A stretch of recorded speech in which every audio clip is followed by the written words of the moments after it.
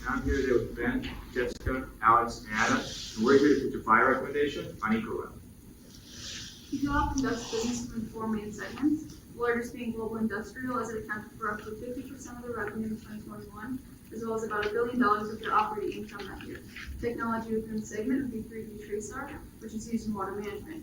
Global institutional and specialty has products such as detergents and cleaning and sanitizing. Global healthcare and life sciences focuses on industries such as infection prevention solutions and has products such as soaps and sanitizers, as well as disinfectant wipes. Lastly is other, which serves industries like transportation. Ecolab operates primarily in the Americas, but is often utilized in Europe as well as Asia Pacific to acquire growth companies and expand into new markets. The total global market is valued at roughly $150 billion. Ecolab holds about 11% of that. Ecolab has shown time and time again that they're able to grow through M&A activity. 3 cases we wanted to highlight would be the merger with Nalco in 2011, the asset offloading of Champion X in 2020, and the recent acquisition of Pure Light in 2021. Going back to Nalco, we wanted to showcase this a little bit more as it's been very impactful on Ecolab. It expanded their total addressable market by about 75% that year, as well as expanded them into the water management market. Pure Light is Ecolab's most recent transaction, and this transaction price was $3.7 billion. Ecolab financed this through $800 million in cash and the rest in low-cost debt.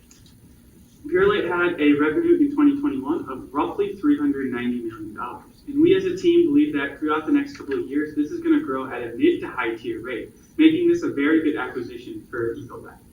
Ecolab will also recoup its initial investment through cost synergies and the infrastructure and assets that Pure Light will bring to the table. Ecolab generates its revenue mainly through a business-to-business model, and they do this through wholesales to their partners utilizing contracts. And some of these partners include McDonald's and the Grand State Casinos. Ecolab also sells to individuals through individual retailers such as Amazon and Walmart. Our investment summary involves 4 catalysts. The first catalyst being that internal initiatives will expand margins despite macro conditions concerning costs. Number 2 is that the business structure will continue to grow and evolve to the market through unique technologies and innovations. Number 3 is that Ecolab has a very strong brand equity, and this brand equity is only going to continue to strive through their ESG program. And our 4th catalyst is that the evolving consumer behavior due to COVID is going to drive volume for Ecolab. One of Ecolab's most recent programs is Ecolab Science Certified. Now this Science Certified program for its partners establishes a hygiene and cleanliness standards for their partners. Now the partners want this seal of approval because that shows customers that they value their cleanliness and hygiene for their own business and for their customers.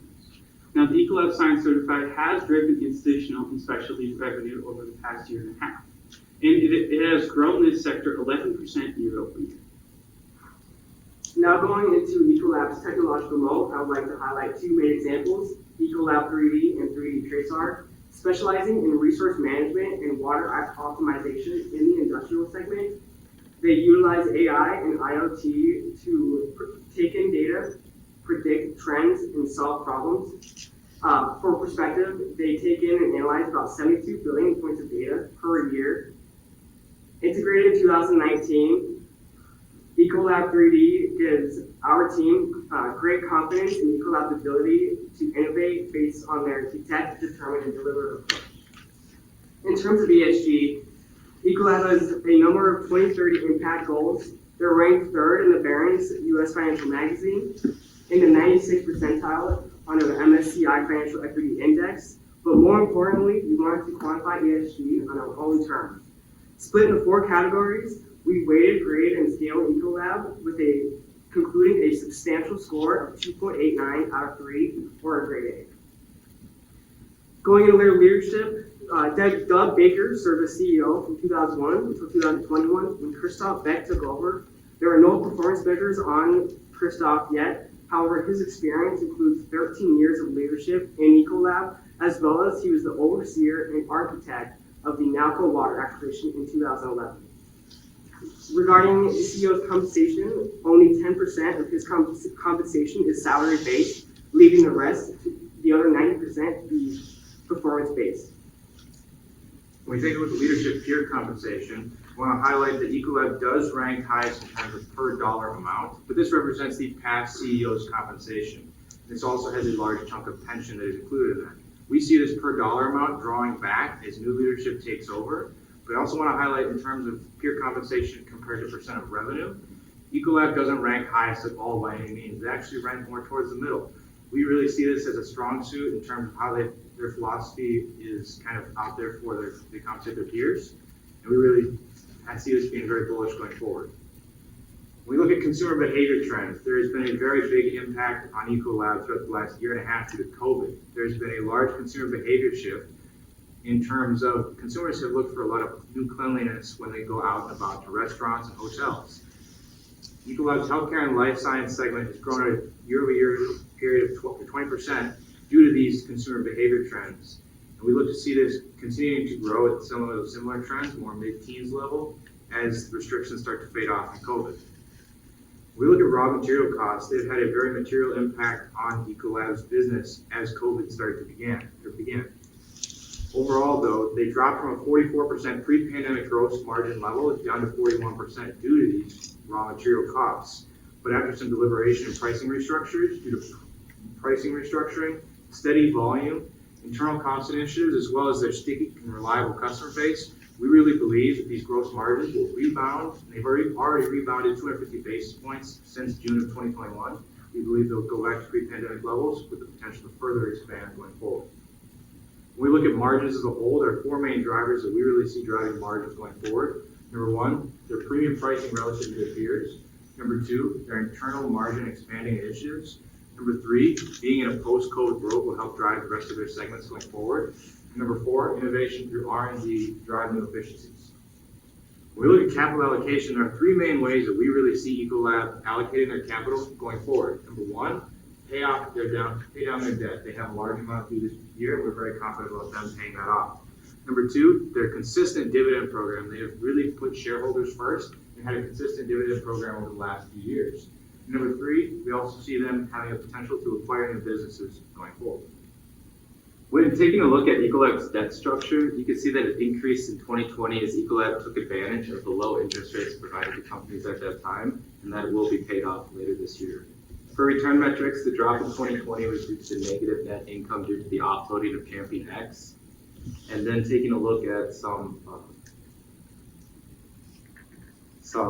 cost controls, they spent $185 million on R&D in 2020, which is more than all of their competitors on a per dollar amount, but less as it only is 1.5% compared to their peers, which we would like to see increase over time. For revenue assumptions, we broke it down into four main segments forecasted out for 5 years. And some of our growth drivers would be the Purelight acquisition and their expanding consumer markets that will grow top line in the future. For valuation, we used a blend between a discounted cash flow analysis and a relative multiples analysis to get an intrinsic price of $193.45, showing an 8% upside off of their latest close yesterday. For WACC, we still calculated it at 5.93%, but decided to go with 7.5 due to Ecolab's high debt-to-equity ratio and a low cost of debt currently seen in the market. For a terminal growth rate, we took in some macro effects, such as interest rates going from zero bound and increasing due to rate hikes as the Fed works to combat inflation. For relative valuation, it shows that Ecolab is trading at a premium compared to their competitors, but compared to now, they are going back to pre-pandemic levels with their PE ratio and some other indicators. For investment risks, we've identified two key risks, which would be COVID and consumer consumption, as that is one of the leading causes of their sales, and then beneficial ownership, as management currently only owns 0.54% of total shares, which we would like to see increase as management interests align more closely with shareholders. Our recommendation is a buy at $193.45, showing an 8% upside due to these four catalysts. Any questions?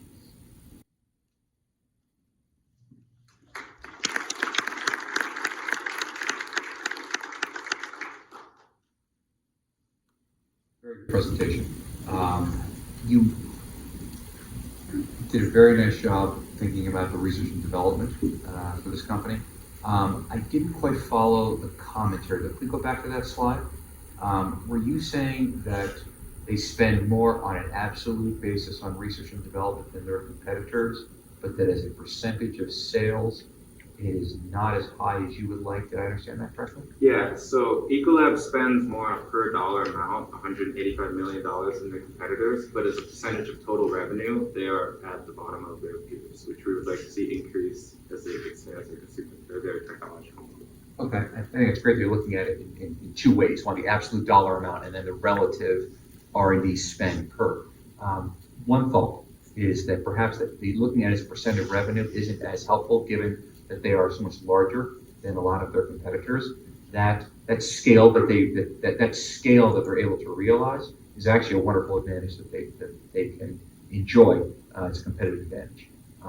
So just something to consider in your thought process. But the fact that you consider both, I think, is very interesting and very astute observation. Nice job. You mentioned McDonald's as one of the customers now.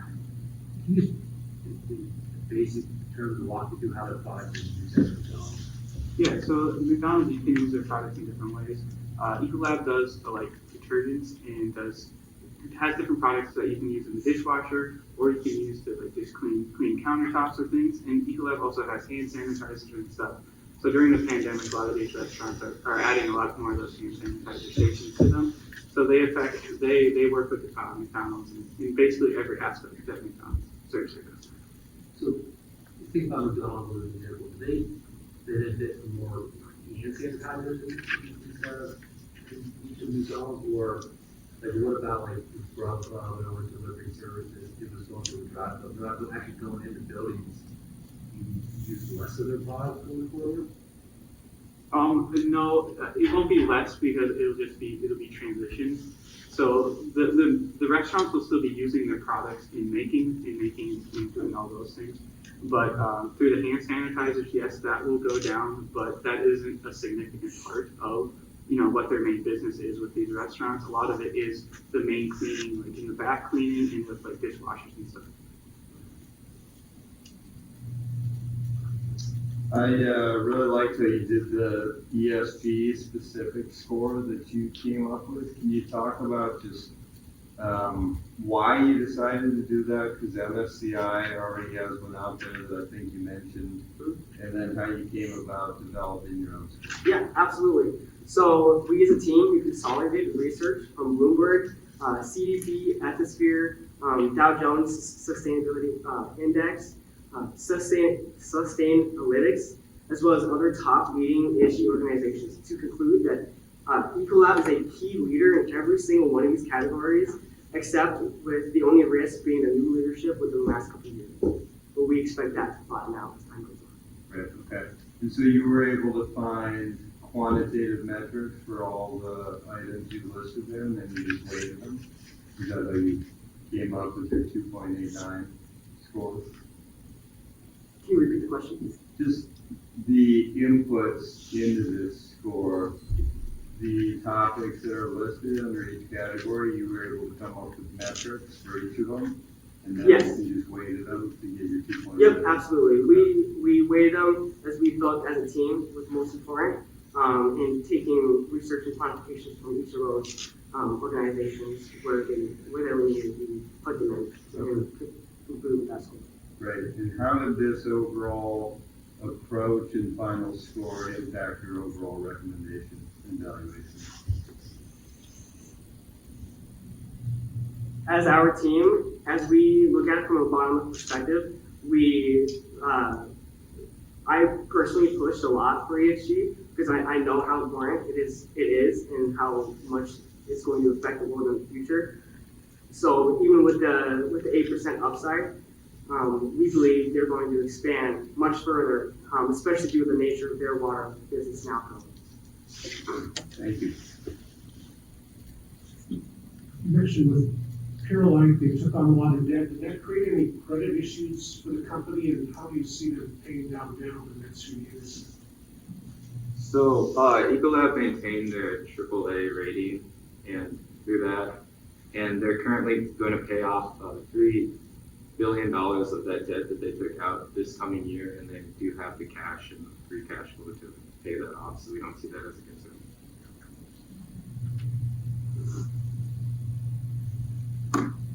Are I guess just to follow up off of that, if we don't think it's a concern, their debt level, then why penalize them on the higher cost of capital? So, for our WACC, we self-calculated it at that. And then, for industry, like the S&P 500 is trading at, like a 8 or 9% WACC, and we don't see that a 5.6% WACC is reasonable for almost any company. So we use 7.5 as a 5 point, or the self-calculated WACC would have really bumped up the intrinsic price. So currently in our county, we have a lot of labor and related issues, and they're a big employer, right? How do you see those labor costs rising during that? We look at labor like within the terms of their own company. Correct. They've How many employees do they have? about 44,000. We don't see any employment issues with them. They have done a very good job in terms of making sure that, you know, all of their employees are taken care of, especially with labor market as it's with COVID being a big issue over the last few years. So we don't see any issues in terms of their own employment now and going forward.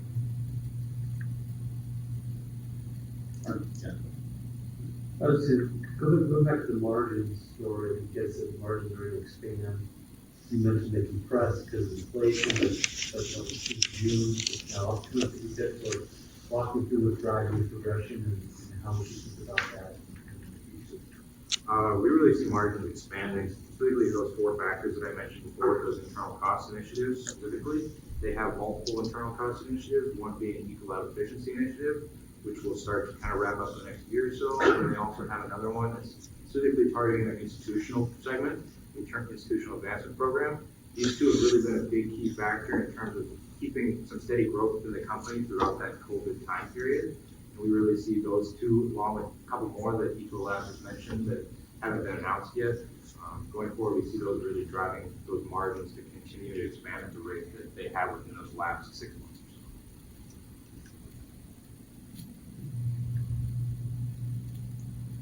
I guess we think about you had the different segments in terms of what they are in revenue and what they're doing with profits.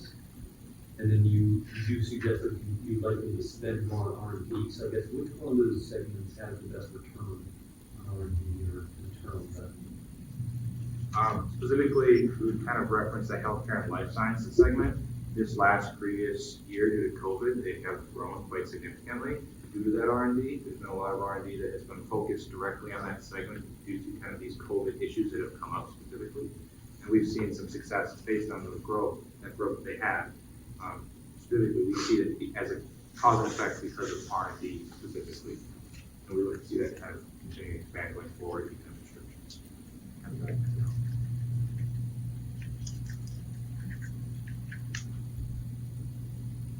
Do you think that this concept will work?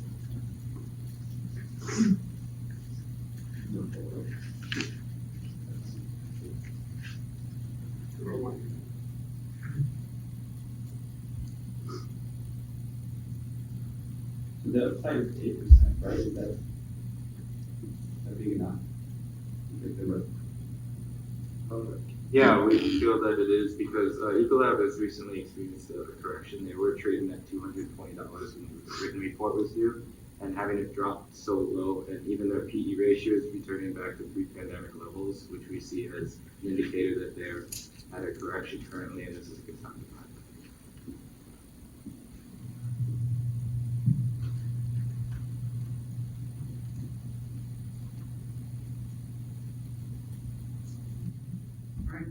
Nice job.